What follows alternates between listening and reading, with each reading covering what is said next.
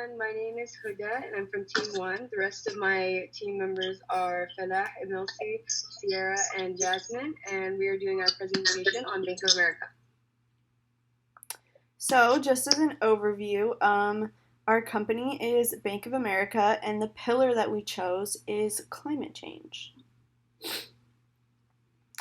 So, the first pillar is water use disclosure, and this is basically Bank of America's way of sharing to the public their water usage. The years that we chose are 2017 and 2018, and for both years, they disclose this to the public.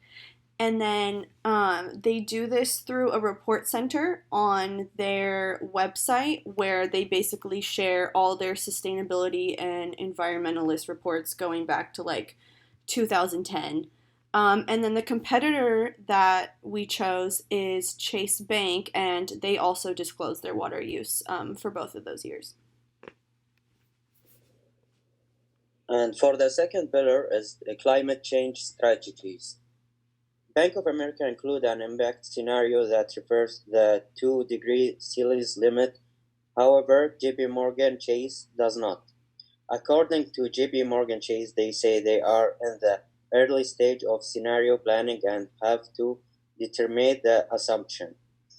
For the second pillar is the disclosure include an impact. Bank of America disseminates strong governance when it comes to climate change and has very public positions and policies related to the climate change. Bank of America began reporting climate-related disclosures since 2009 through its annual ESG report and versus other company disclosures. JP Morgan Chase files climate change-related disclosure in its climate report, but it's less active in governance related to climate change.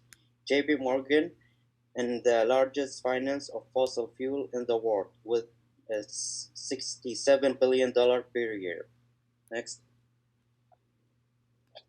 Our fourth factor is the reduction of energy consumption, and this basically asks whether the company displays a clear approach to reducing energy consumption from non-renewable sources to the public. And the answer was yes for Bank of America, and they reduced their energy consumption from non-renewable sources by 39% in the first year, which is 2017, and by 40% in the following year. And then the competitors, Chase Bank, they reduced it by 31% in 2017 and 33% in 2018. Our last factor that we chose was the total water consumption, which asks whether whether Bank of America releases their total water consumption to the public, and they do. So for 2017, it was 1,764,000 cubic meters, and they had reduced it by 2.9% from the year before that. And in 2018, it was 1,678,000 cubic meters, which was a reduction by 4.9% from 2017. And as of the competitors, Chase Bank, their total water consumption is 5,611,797 cubic meters, and for 2018, it was 5,731,976 cubic meters. Okay, and for our discussion question, let me ask you guys: as a consumer, if Bank of America wasn't making these changes towards climate change, would it be a deal breaker for you guys, or would you guys leave it for a more climate conscious bank? If it was for me, if I were more informed about the banks and how they work with climate change, I would definitely choose a more climate conscious bank. Just because I know how much climate change affects the earth and how we live and the animals.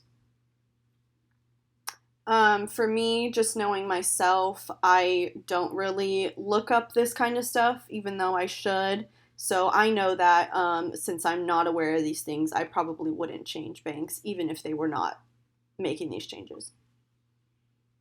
Really interesting. Thanks, guys.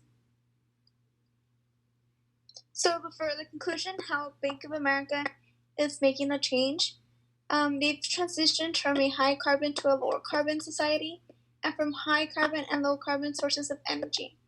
And they've also have 100% renewable electricity since 2019. For my third point, the environmental and societal risk policy framework articulates how Bank of America approaches environmental and social risks across the business, as well as outlining the environmental and social issues most relevant to the company.